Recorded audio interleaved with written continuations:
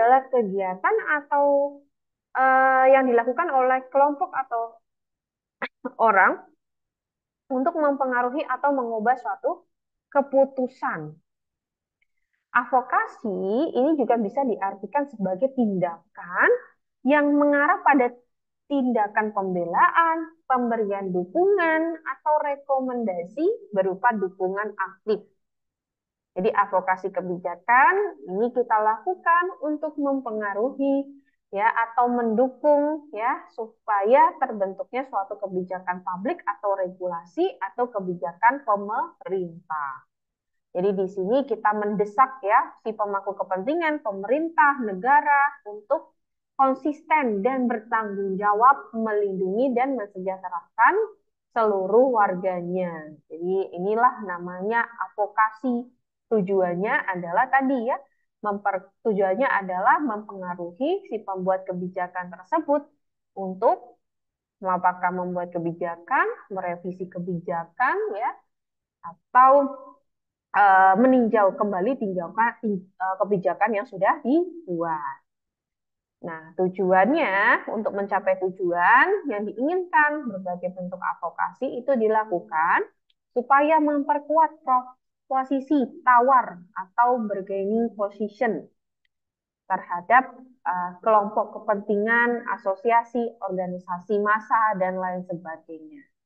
Jadi kita itu dalam advokasi tidak bisa sendirian, tetapi perlu juga melakukan kolaborasi kemitraan, termasuk dengan menyadarkan masyarakat. Ya, jadi kalau kita advokasi ya, tapi tidak banyak yang memberikan dukungan, ya maka itu akan semakin sulit kebijakan atau rekomendasi kebijakan yang kita sampaikan itu diterima. Maka bagaimana caranya diterima? Ya tadi ya kita menggalang kemitraan, menggalang atau memobilisasi masyarakat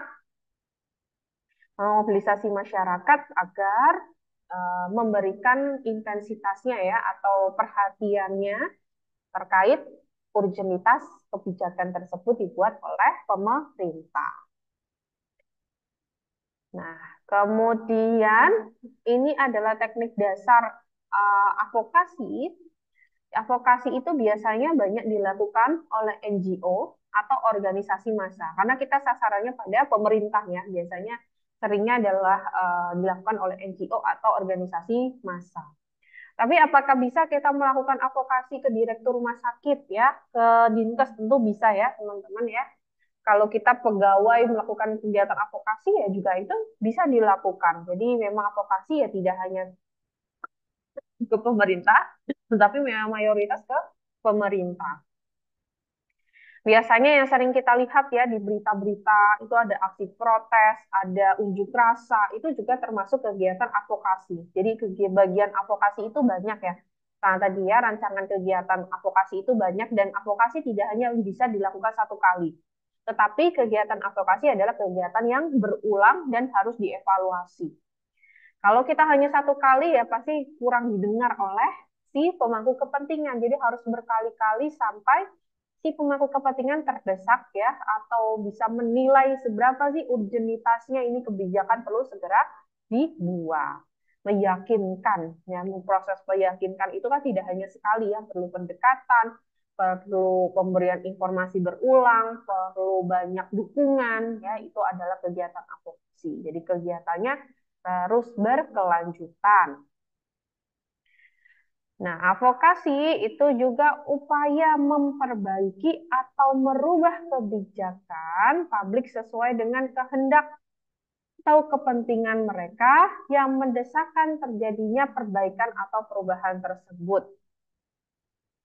Kemudian apa sih kebijakan yang direkomendasikan atau perlu kita lakukan advokasi ya? Jadi kalau kita mau advokasi, memang apa aja yang bisa kita rekomendasikan? Itu ada beberapa ya, ada tiga ya. Ada tiga bentuk kebijakan yang bisa kita advokasikan. Yang pertama content of law-nya, yaitu adalah isi hukumnya, yakni uraian atau penjabaran tertulis dari suatu kebijakan yang tertuang di dalam bentuk perundang-undangan, peraturan, atau keputusan pemerintah. Contohnya, kita kebijakan peraturan pemerintah terkait telemedicine. Nah, terkait telemedicine itu ternyata tidak disebutkan ya, apakah dokter itu perlu mempunyai surat izin praktik atau bagaimana menvalidasi dokter yang sedang kita komunikasi dengan dokter tersebut itu benar-benar dokternya ya, atau namanya apa ya, membuktikan bahwa dokter tersebut benar-benar dokter yang benar, dokter yang terpercaya, punya STR dan punya SIP. Jadi di dalam hukumnya itu belum menyatakan hal tersebut. Nah, maka kita buat penelitian ya, kita mensurvei berdasarkan data berapa dokter yang mengikuti telemedicine ya, keabsahan datanya. Kemudian nanti apa dampaknya kalau misalnya dokternya itu tidak pasti gitu ya di dalam memberikan layanan telemedicine atau tidak valid atau tidak bisa diakui ya, bagaimana menjeratnya, bagaimana dendanya ya bagi si pemilik perusahaan telemedicine atau bagi si rumah sakit yang menyelenggarakan telemedicine. Nah, maka itu kita kajilah kajian isi hukumnya untuk memperbaiki atau merevisi hukum terkait telemedicine. Begitu. Kemudian yang kedua itu tentang structure of law-nya atau tata laksana hukumnya. Jadi di sini semua perangkat kelembagaan dan pelaksana dari sisi hukum ya. Jadi kebijakan untuk lembaga hukum, para aparat pelaksananya. Jadi misalnya kebijakan tadi ya, penanggulangan HIV deh di Dinas Kesehatan, ternyata belum ada nih kebijakan ya yang mengatur penanggulangan HIV untuk Dinas Kesehatan. Nah, maka kita bisa merekomendasikan atau belum ada nih kebijakan tentang pelaksanaan screening dampak COVID atau screening TBC di wilayah tersebut. Nah, maka kita perlu membuat suatu rekomendasi kebijakan. Atau tadi bahwa lingkungan Fasiankes ya itu belum ada kawasan tanpa rokoknya, atau lingkungan pendidikan tidak ada kawasan tanpa rokoknya. Ya, ada kebijakan kawasan tanpa rokok. Nah, itu termasuk dari kebijakan tata laksana ya, hukum atau pada tingkat pelaksananya, kebijakan yang ditujukan kepada pelaksana. Itu contoh yang lain. Kemudian budaya hukum, culture of law-nya, yaitu tentang persepsi, pemahaman, sikap penerimaan, praktek-praktek pelaksanaan, penafsiran terhadap dua sistem hukum di atas isi dan tata laksana hukum. Jadi ini bentuk suatu tanggapan atau respon. Contohnya, di kebijakannya itu ada masyarakat yang berperan di dalam penanggulangan HIV. Tetapi di lapangan itu tidak ada masyarakat yang dilibatkan di dalam penanggulangan HIV. Maka kita merekomendasikan ya kepada Dinkes ya bahwa perlu perlibatan masyarakat atau perlu melibatkan kelompok karang taruna, ibu-ibu PKK dalam penanggulangan HIV. Jadi kita bicara tentang implementasi atau praktek-praktek di dalam kebijakan tersebut yang belum dijalankan atau belum ada. Padahal kebijakannya itu sudah ada, tetapi kok diimplementasinya itu belum ada. Nah, itu adalah budaya hukum. Jadi ini ada 3 yang bisa kita rekomendasikan. Ada content of law-nya, structure of law-nya, dan culture of law-nya. Tuh ya. Nah, ini adalah model-model advokasi. Jadi sebenarnya di sini adalah tahapan advokasi ya. Jadi yang pertama, ketika kita mau melakukan advokasi, maka kita melakukan analisis dulu. Jadi kita menganalisa step by step apa sih yang akan kita lakukan, tindakan apa yang akan kita lakukan ya dalam menyampaikan pesan-pesan kebijakannya, rekomendasi kebijakannya. Kemudian termasuk juga di sini menyediakan informasi yang akurat, pemahaman yang mendalam tentang suatu isu ya, suatu isu yang akan kita bahas yang solusinya adalah terkait rekomendasi kebijakan. Jadi di sini kita tahu datanya, tahu informasinya, kita tahu siapa sasaran kita nanti yang akan kita sampaikan, ya kita tahu juga akses untuk mempengaruhi pemangku kepentingan tersebut. Jadi bagaimana ya istilahnya kita menganalisa dulu lah kita butuh kebutuhan yang kita lakukan atau bagaimana caranya kita mencapai sasaran yang kita harapkan atau targetingnya. Itu di tahap analisis. Kemudian strategi ya. Jadi kalau advokasi itu kan butuh strategi, maka kita membangun beberapa strategi untuk mencapai tujuan tadi ya. Jadi kita merencanakan, memfokuskan.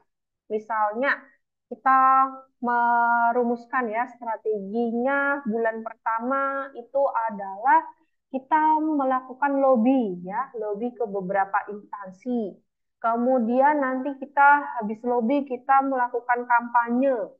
Habis kampanye kalau tidak didengar lagi berarti kita komunikasi ke media massa ya, kampanyenya melalui media massa. Kemudian kita menggalang kemitraan ya. Kemudian apalagi gitu ya, itu adalah strategi. Jadi kita membentuk strategi yang nanti kita jadikan suatu plan of action-nya. Jadi rencana aksinya itu berdasarkan strategi yang sudah kita tetapkan. Nah, tahap ketiga yaitu mobilisasi.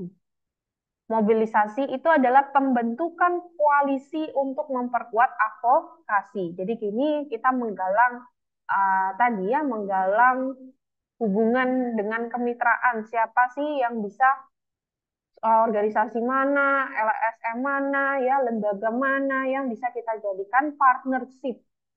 Bisa partnership sebagai penyediaan sumber daya ya, atau partnership dalam kegiatan saat pelaksanaan advokasi ini. Jadi partnership itu bentuknya banyak. Ada partnership membantu pendanaan, ada partnership membantu sarana prasarana, ada partnership membantu menghubungkan dengan pihak pemangku kepentingan. Jadi nanti partnership bentuknya banyak, atau partnership dalam membantu mengkomunikasikan dalam media massa, itu juga termasuk mobilisasi. Nah, kalau sudah mobilisasi, maka selanjutnya adalah tindakan aksi ya. Aksi bersama dengan mitra, bersama-sama melakukan kegiatan advokasi, dan advokasi itu bisa dilakukan secara berulang. Kalau sudah melakukan advokasi, maka terus harus ada evaluasi ya, memperbaiki. Setelah itu adalah keseimbangan. Ya, jadi di sini kalau kita melakukan kegiatan advokasi, itu kan terus-menerus. Jadi sampai kebijakan itu terbuat, sampai kebijakan tersebut diimplementasikan. Jadi jangan sampai kalau kebijakannya saja sudah dibuat, tetapi pada faktanya kebijakan tersebut tidak diimplementasikan oleh pemerintah. Maka itulah tujuan kita ya, peran kita ya dalam memantau kebijakan. Kita tidak hanya merekomendasikan kebijakan harus segera dibuat, tapi juga harus sampai diimplementasikan. Itu adalah tahapan advokasi. Tuh. Nah, ini ada lagi bahwa kegiatan advokasi itu harus mempertimbangkan dan menempuh proses-proses yang sesuai dengan asal-usul sistem hukum. Sistem hukum itu adalah sasaran advokasi ya, tadi isi hukum, content of law ya, atau content of law, kemudian tata laksana ya, struktur of law, sama budaya hukum ya. Ketiganya itu punya proses-proses yang harus dilakukan ketika melakukan advokasi. Contohnya ya, jadi dalam kegiatan advokasi, kalau kita mau merekomendasikan perubahan pada konten of law-nya, isi kebijakannya ya, maka akan menempuh 3 proses, yaitu adalah pertama kita legislasi dan yuridiksi, yang kedua kita politik dan birokrasi, dan yang ketiga sosialisasi dan mobilisasi. Jadi kalau kita mau mempengaruhi pemangku kepentingan, perlu melakukan 3 kegiatan ini, 3 proses ini. Legislasi dan yuridiksi ini adalah legal drafting. Jadi kita menyusun tadi ya, apa yang kurang apa yang belum diatur di dalam isi undang-undang atau isi peraturannya, maka kita draft dulu kebijakannya, ya, naskahnya atau naskah akademiknya atau naskah awal atau policy briefnya, ya, pokoknya menyusunlah dulu kebijakannya harusnya seperti apa peraturan atau rancangan undang-undang atau rancangan peraturannya atau policy briefnya. Nah, kalau kita sudah merancang naskah kebijakannya, yang kedua adalah politik dan birokrasi. Maka dan di sini tentunya kita ada hubungan ya dengan si pemangku kepentingan. Ya, kita melakukan pendekatan, kita melakukan lobby, mediasi, negosiasi, ya, kampanye, bahkan unjuk rasa itu termasuk dalam kegiatan politik dan birokrasi. Pokoknya menekan pemerintah segera membuat suatu peraturan tersebut, ya, atau mau membuat suatu peraturan tersebut. Nah, kalau sudah dibuat maka sosialisasi dan mobilisasi.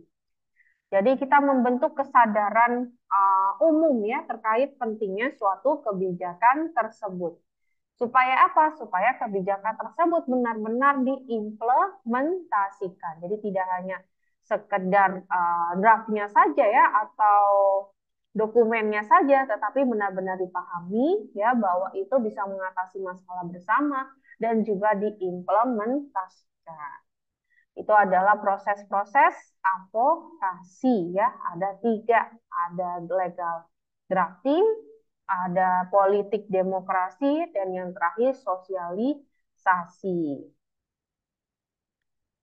Nah, terus di sini ada cara menetapkan strategis atau tidaknya sebuah isu, ya, isu kebijakan untuk menentukan apakah ini perlu advokasi ya. Jadi sebelum kita melakukan kegiatan advokasi, advokasi kita kan memilih dulu ya isunya dan nanti solusinya dengan rekomendasi kebijakan untuk menetapkan ya apakah itu isu strategis yang bisa kita bahas ya atau bisa menimbulkan suatu dampak atau bisa mempengaruhi orang banyak, maka ada beberapa indikator. Jadi kalau kita mau menyampaikan rekomendasi kebijakan atau mengangkat suatu tema isu ya kepada pemangku kepentingan, itu kita harus menilai isu tersebut terlebih dahulu.